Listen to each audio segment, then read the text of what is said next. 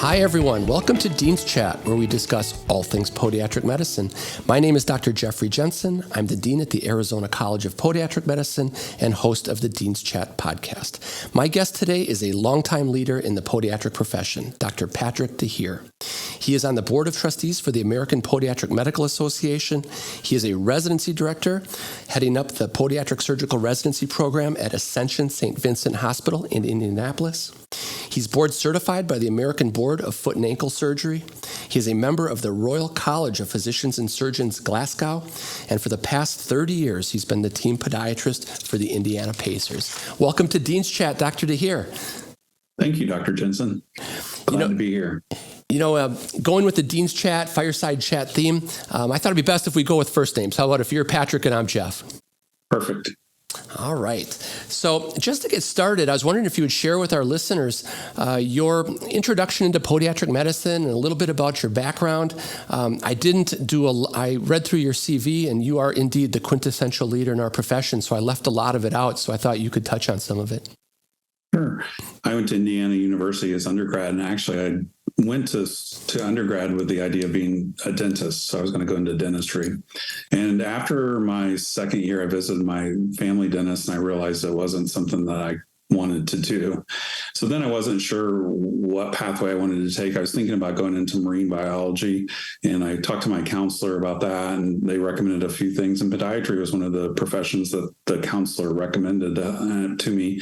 My dad happened to play golf with a podiatrist in Indianapolis, so I asked if I could visit him. He was great. He allowed me to come and visit him, and he was happy. He loved his job. His patients loved him. He did surgery. He had a normal lifestyle. His patients walked out of his office feeling better. I was like, I could do that. And I also was pretty intrigued about all the different components of podiatric medicine and surgery. I was always big in sports, and I like the sports medicine component of it too. And I really was intrigued by the surgery aspect as well. It's interesting. I have a similar path too. I was interested in surgery and sports medicine, but I had no idea all the different facets that were available to us in podiatric medicine. I oftentimes mention to the students that the reason they go shadow podiatric medicine docs and they're happy, is because they've tailored their practice to what they like to do. Yeah, it's a great career. I love it, and I have been incredibly happy with my career, and I wouldn't change it out for anything. It's just been more than I expected. Very good. So once you decided to go to podiatric medicine, you were at Indiana. How did you decide which school to go to?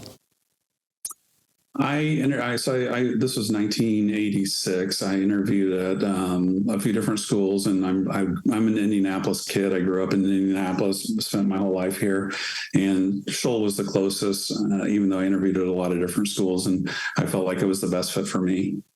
Excellent. And then once you got through the 4 years there, obviously education's in your blood, Patrick. I mean, anybody who takes on a residency directorship has got to have mentors, and at some point in their training, likely during residency, they got that education bug. How did that work for you? Well, my mentor in podiatry was Rick Lundeen. Rick brought arthroscopy into podiatry, and he was well-published, and he was one of the top surgeons of his era, I would say. And I had a lot of residency offers from around the country, but I really wanted to train under Rick Lundeen. And so I came back to Indianapolis. It was great that he was in my hometown too. And I worked under him.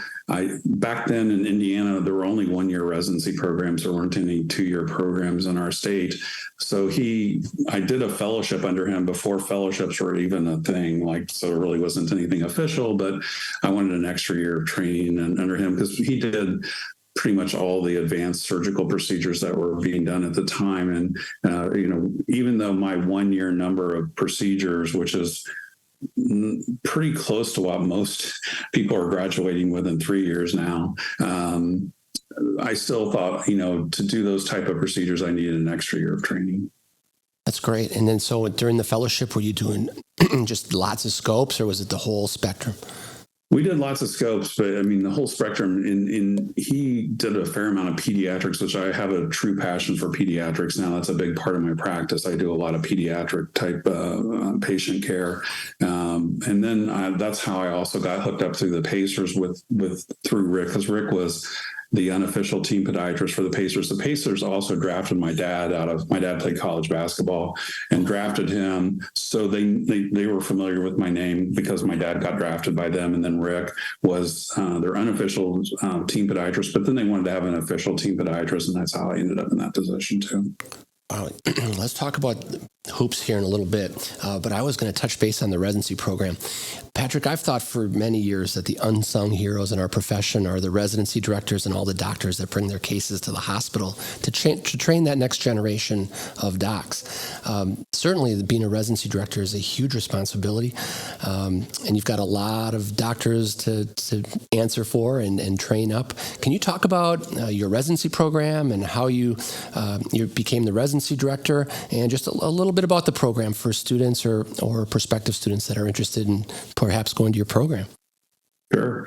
I've been in practice for 30 years now after my training. So I've worked with residents my whole career, and I was always the person that did a lot of the rear foot surgery cases that they got their rear foot stuff from me. And I've enjoyed teaching residents, and I've worked with a lot of really talented people over the years. And I never really thought about being a residency director, but one of the two programs in Indianapolis, the spot opened up about 5 years ago. And the residents asked me, they came to me and asked me if I would do it. I really wasn't looking to do another job, honestly.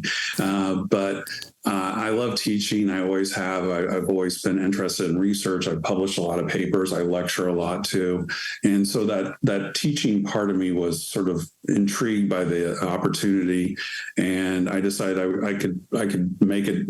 Glad that I did. Even though I've taught residents for 30 years, being a residency director is a different level than being a faculty member. There's a lot more daily contact, a lot more organization, a lot more directing of the educational experience for residents. And this program that I took over was set up really well, but I thought it could go to the next level.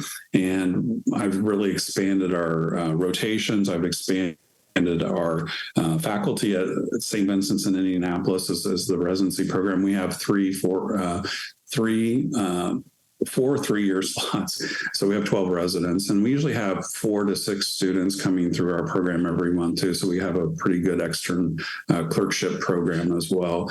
And the residents with the other programs, the better programs in the country. And the program's really evolved kind of what I pictured it could be. We have just a really nice diversity in training and outstanding numbers. Our residents are usually graduating with about 4 times the minimum number of procedures and cases, and they get a really good experience with pediatrics and trauma, all those sort of subspecialties, and limb salvage too.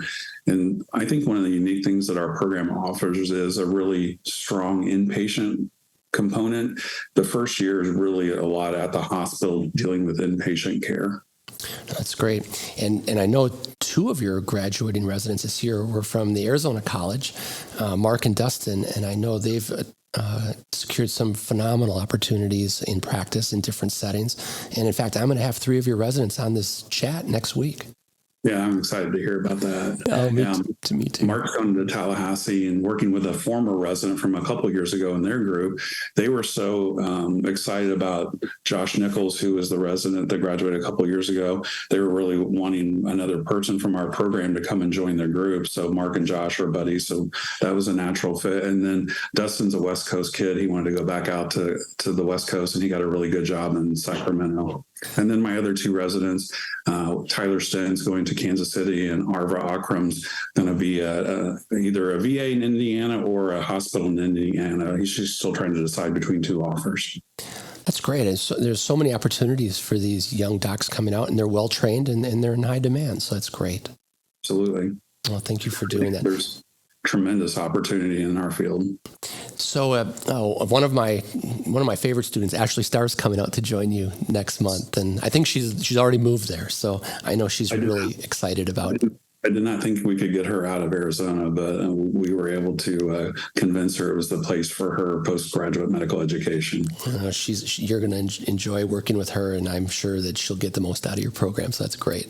It'll be a great addition. So I'm a huge basketball fan. I've been a Milwaukee Bucks fan since I was a little boy. I remember when they drafted Lou Alcindor, and so 2 years ago when they won the championship, Patrick, it was like, it was the greatest thing ever. So I've known Jim Lucido real well. Jim is the Miami Heat podiatrist, and so when I heard you had spent 30 years with the Indiana Pacers, I've been dying to talk to you about this, because to me that must have just been an incredible experience, and I'm sure our listeners would love to hear more about that. Sure. It's really dependent upon the trainers, like how much I would do. It vary from year to year. I would say the most active time I was when the Pacers were really good, when they had like Reggie Miller and Rick Smits and Dale Davis and Antonio Davis. I was doing a lot more with them at that point. And then it kind of ebbs and flows from year to year, but it's been really fun. And they changed their orthopedic physician last year, and they decided to make a change, and I was fine. I've done it for 30 years, and I don't know if they actually I don't think they brought in a podiatrist. I think they may have brought in a foot and ankle orthopedic surgeon to replace me, but I was a little bit, surprised by it, but I was at this point in my career, I was like, that's fine. And then the thing that sort of wrapped it up for me nicely was they had an on-court celebration for me at a game before tip-off and gave me a jersey. I have 2 jerseys now, but one with the number 30 on it to celebrate my 30 years as a team podiatrist. But it's interesting, like, especially when they were really good and they were in the playoffs a lot, there's always a lot of urgency to the things. And I worked with Rick Smits a lot, because Rick Smits had a callus foot structure, and he had neurosurgery in college. So he always had a lot of challenging things from a foot structure standpoint. But I actually treated a lot of the players in that group over a pretty significant period of time and got to know them. And it was always fun. There's always a lot of fun stories, but they'd either come to my office or they'd have me come to the game or practice to see players as needed. But it's funny, as you get towards the end of the season and in playoffs, there's always a lot more pressure to get things done. Well, I'll bet. I remember the days when they had the huge rivalry with the Knicks, and Reggie Miller was shooting threes, and didn't he have some game where he scored like 11 points in 30 seconds or something? Oh yeah, yes, that was in Madison Square Garden. Yep. Wow, that's great. What a great experience, and what a way to put podiatry at the forefront. It's so fun. I'll bet that was awesome. So, Patrick, I had a couple other things I wanted to chat about. One was your mission work in Haiti. You started a program there, and I was wondering if you'd share what putting that together was like, and what you did when you went down there. Sure. I've actually been on 30 trips around the world. I've been to Haiti the most. I've been to Haiti probably 15 or 16 times. I started going to Haiti initially working on a clubfoot program, and I was working with Kay Wilkins, who's a pediatric orthopedic surgeon from the University of Texas, San Antonio. We were working on the Haitian clubfoot project together.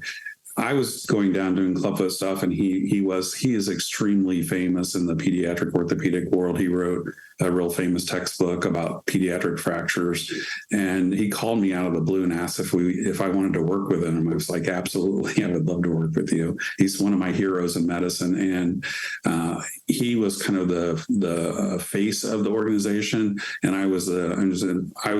my role was as instructor, so I was teaching people how to do the Poncetti method and in Haiti at the different clinics. And then we were opening up clinics around the country. We were going to different hospitals to evaluate potential clinic sites. I was seeing all these diabetic patients, and I started asking, okay, what's going on with these people? And really nothing was happening. So I met the only 2 endocrinologists in the whole country for 8 million people, her husband and wife, Nancy and Philippe Larco. And we met several times and got to know each other, and they asked me if I would start working with them. And I was just starting to work with them, and then the earthquake happened in Haiti. So I put my name on an international admissions board, and I got called in to go down for the earthquake the week after the earthquake. And I took over the wound care center at the UN hospital in Port-au-Prince. And the person who had started it was a retired cardiothoracic surgeon who had got into wound care, John McDonald. He was from Florida. And John came back and took over for me after about a week or so. I was down there. I was treating all kinds of wounds that was a pretty amazing experience dealing with a major disaster like that and being on the front lines of that.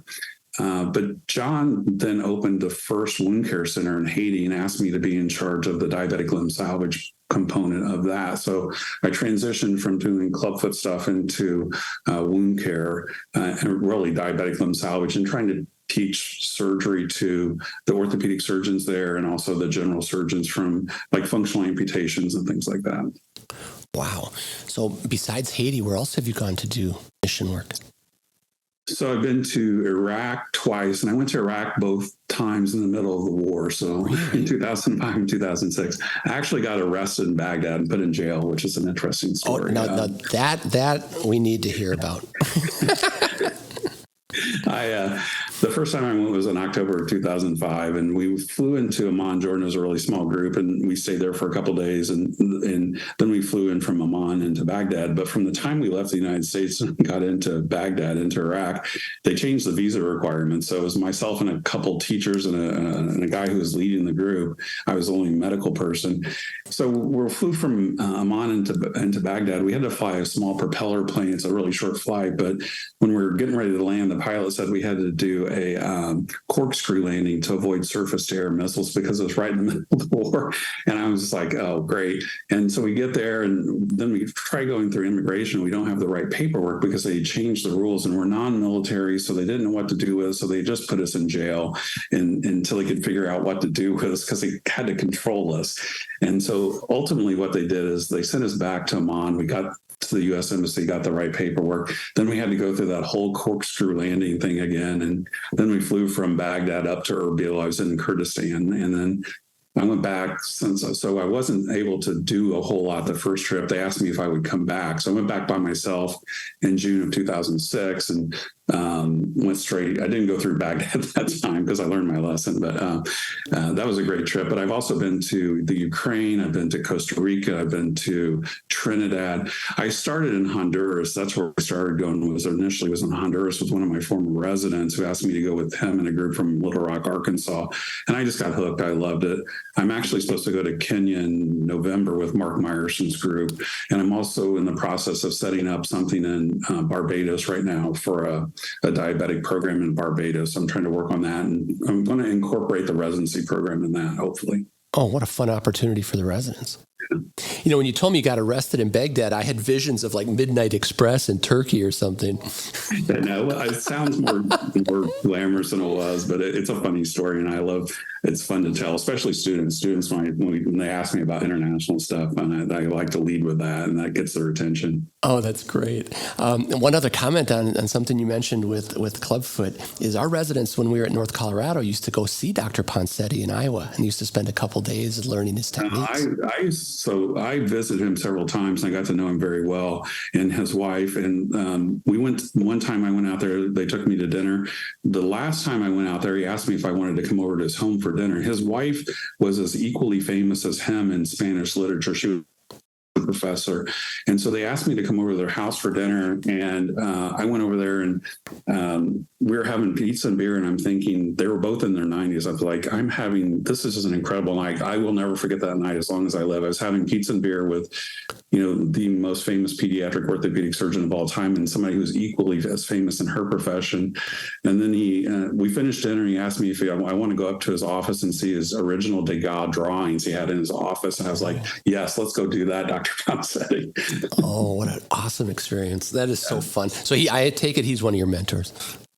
So I have 4 heroes in medicine, okay, and he's one of them for sure. And John McDonald, who I mentioned earlier, and Kay Wilkins. And the 4th is Mark Meyerson. I've actually gotten to know Mark I lecture a lot and do a lot of lecturing with Mark, and I've gotten involved with his nonprofit. And I just think nobody's added to the knowledge base in foot and ankle that Mark Meyerson has. And I've really gotten to know him well, and I really respect him for all he's contributed. Kudos to you. So one of the questions that just popped into my mind is, Patrick, when do you sleep? Good question. I get asked that a lot. I listened to one of your other podcasts with Dean Treppel, and he made a comment about if you want something done, give it to a busy person. That's kind of how it ends up happening with me. I think it's human nature. If you need something done, you know who's going to get it done. Right. Absolutely.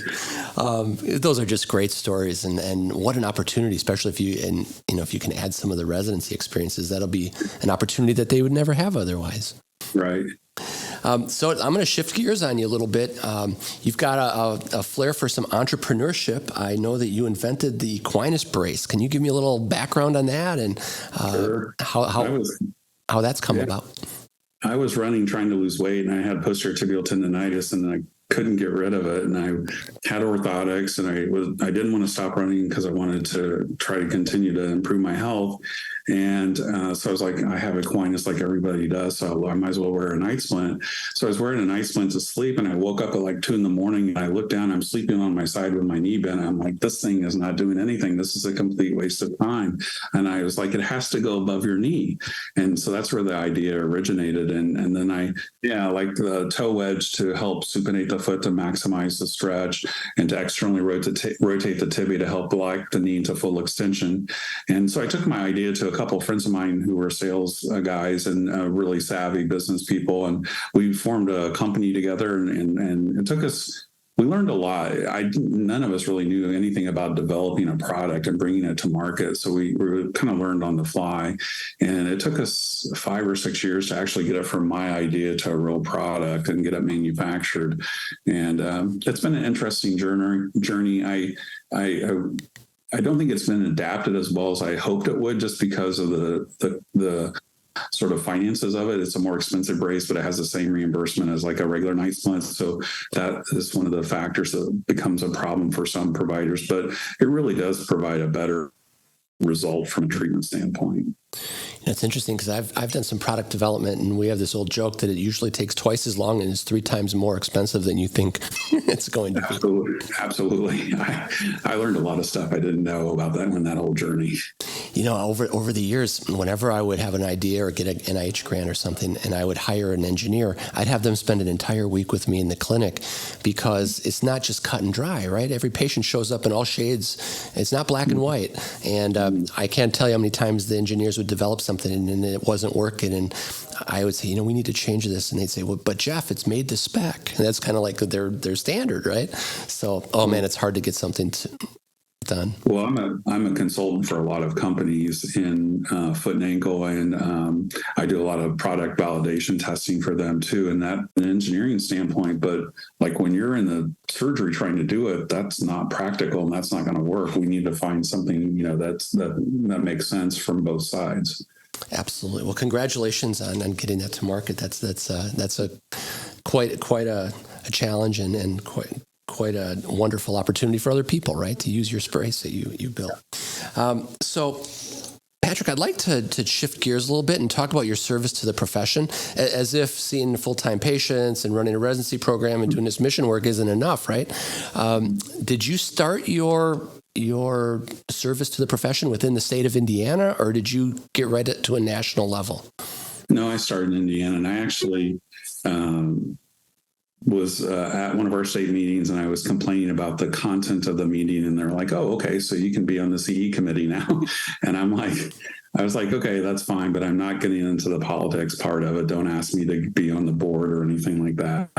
And then the next thing I knew, I was on the board for our state, and I kind of worked my way up through the board. And when I was president of our state association, our executive director, who had been our executive director for probably 30 years, passed away unexpectedly. She was a treasurer that we lost, and our state was kind of in a weird situation. So they asked me to stay on as president 2 years. So I was actually president for a couple of years to stabilize things and help sort of lead the process in hiring a new executive director. We have a firm that we use now. And so through that process, and then just all the other stuff I do, I was approached about running for the Board of Trustees for APMA. And I felt like I was trying to decide, do I go into ACFAS leadership or APMA leadership? And I think it's one or the other for people who want to go into leadership. It's probably a lot to do both of those things because it's such a significant commitment, particularly on the APMA side. It's a 13-year track to the Board of Trustees. So Wow.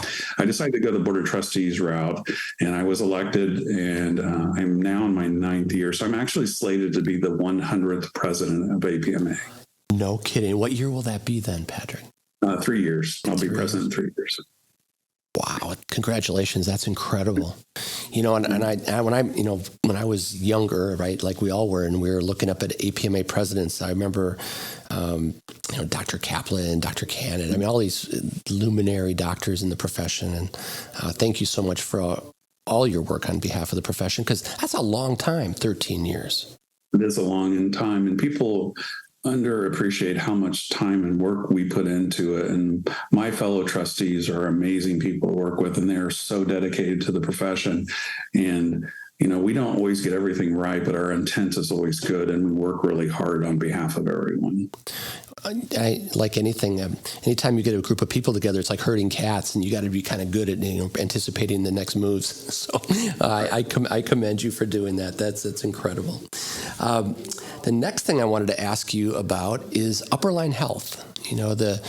The advent of supergroups is rampant throughout the country, and I know Dr. King's involved with Upperline, and you are with Upperline. How does that work exactly? You end up selling your practice to Upperline, and then you work for them? Do you mind commenting on that? Sure. Yeah. I could see the venture capital was entering podiatry. It's entered other specialties within healthcare. And it was apparent it was starting to happen in podiatry. So I was the sole owner of my practice and trying to grow it as, big as I could to make take the advantage of the opportunity. So I was talking to 3 or 4 different national groups, and I knew people in all of them, and I thought they all had pluses and minuses. I decided the Upperline probably fit my long-term vision the best, and decided to sign with them and sold my practice about 3 years ago now to Upperline. The Upperline thing that really sold me on Upperline was their vision with value-based care, and I we at APMA get a lot of people upset about reimbursement, and most people don't understand that the decline in fee-for-service reimbursement is to drive value-based care. Value-based care is coming whether we like it or not, and we have to be prepared for it. I actually think it's a huge opportunity for the profession, because Upperline was just last year awarded the very first specialty ACO contract. ACOs have always been primary care based, but Medicare revised the whole ACO model about 2 years ago, and they realized that if this is really going to be successful, they have to get specialty groups involved. And our group is the first and only, as of now, specialty organization to get an ACO contract. And part of the reasons they chose Upperline is because Medicare considers podiatry as the primary care provider of the lower extremity. They see the value that we bring to the healthcare profession. And then having that surgical component to it also makes us uniquely qualified for this. And the opportunity is tremendous. And our leadership at Upperline, our CEO, David Thorpe, and our Chief Medical Officer, Mike King, like you had mentioned, and we just have a tremendous team, and we're really taking this advantage of this opportunity. We're setting up the company to be able to handle this ACO management of patients and looking forward to the value-based care. Medicare has said very clearly they want 100% enrollment in ACOs by 2030.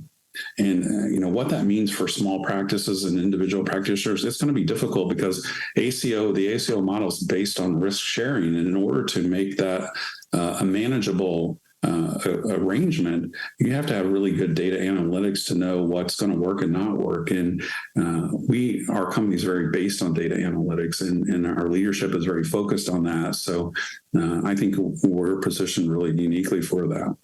I think so too. And if you start looking at comorbidities, diabetes, the costs of limb amputations, prosthetics, I mean, the costs are through the roof, of course. So I congratulate Upperline, and that's great that you're involved. I know you'll make a big difference for them. So congratulations.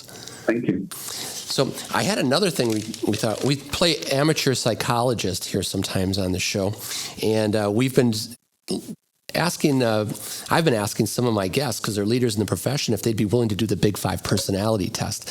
And really, it tells us things we already knew that were self-evident, right? So I thought it was funny when you sent me a couple of the results. If you don't mind, I was just going to make a couple of comments, and then you can comment on my comments. So I noticed that you were extremely high in extroversion, particularly assertiveness, which means you've got a take charge attitude. That's true, and I think my fellow board members would agree to that. Yeah, I tend to drive the boat a lot on that kind of stuff. But yes, it's something I've grown into. I don't think that I had that personality earlier in my career. It's something that has evolved throughout my career. Okay, very good. Because, not all of these are innate, right? We learn them through environment. The next one I was going to comment on is you were very high in conscientiousness. And the two components of conscientiousness were industriousness, like inventing things, right? Like your berets. And then orderliness, meaning you've got a penchant to keep things in order. What do you think about that? Well, you talk to my wife, she would confirm that. I like structure. I like order. I eat at the same places, usually on this. I go from office to office. Like I spend a half day in each office. And so I move around a lot, but I have different restaurants I go to for lunch each day. And I usually go to the same place. They know when I'm coming in, they know what I'm going to order. The students are always amazed because I always take students to lunch and buy their lunch for them. And they're like, they know you here and you don't even have to order. And I'm like, yeah, it's because I come here every Tuesday. This is where I eat lunch. But that structure, it's the same thing for me in practice too. I do, the same things because I know they work. There's evidence-based medicine behind them, and that's the structure of my practice. That's fabulous. So of the Big Five personalities, we've hit on two of them, right? Conscientiousness and extroversion. The other one you were very high in is openness, and the components of openness were intellectual capacity and aesthetics. I like to think that I have intellectual capacity. I always say I have it sometimes. Yeah. And aesthetics. The questions regarding that were interesting. I love music. I know nothing about music, though I can't read music. I can't play any instruments, but I'm a big Deadhead. Those people who know me know that I'm a big Deadhead. I'm actually going to go see the Grateful Dead at Wrigley Field on Friday and Saturday. And then I'm seeing them in Cincinnati on Tuesday, and then here in Indianapolis at the end of the month. So I love the Grateful Dead, and I love all types of music, but it's really important. I love theater. I love movies. I love reading. So going to museums. So those things are important to me as well. So that concludes our amateur psychology 5 minutes. How's that sound? 5 minutes for first five personalities. And that's fun. I've enjoyed doing that, and I think I hope you enjoyed it too, because I thought it was just kind of fun. It was fun. In fact, when I was a resident, Patrick, at Kern Hospital, in order to be a resident there, you had to take the Minnesota Multiphasic Personality Test. Oh, wow. And I always thought, that's not a bad idea for residents predicting people to come in. But as you know, that test just took it's 15 or 20 minutes. I just had enjoyed doing it. Yeah, it was fun. So I wanted to ask you about challenges in the profession. It's so great that COVID's behind us. We've got some wins at our back. We can start opening up some opportunities for shadowing experiences. Your thoughts on the short-term future coming ahead of us and actually long-term future for podiatry? Well, I'm super bullish on the long-term future. I think we are uniquely positioned for the changes that are coming in healthcare. And I think there's going to be a lot of opportunity for our profession to be really solidified as the primary care provider for the lower extremity. As far as the short-term concerns, so the big thing is student recruitment. We've talked about that. We're working together on that. I'm the chair of a new foundation that was started by the APMA House of Delegates in 2023, and we're assembling the board. So I'm the chair of that board, and we're hoping to work with you in the AACPM to help really stabilize that. I think the big thing is it's a messaging problem. People just aren't aware and what a great career it is and the opportunity that podiatry provides and really the lifestyle that podiatry provides. It's pretty unique, I think, in healthcare that and it's just a messaging and getting that story out. I always talk about how I have two residents now who are legacies. And I had probably 4 or 5 students last year come through who are legacies. And I already have some that have come through this year who are legacies. Now, a lot of people are sending their kids to my program because they know me to rotate as an extern.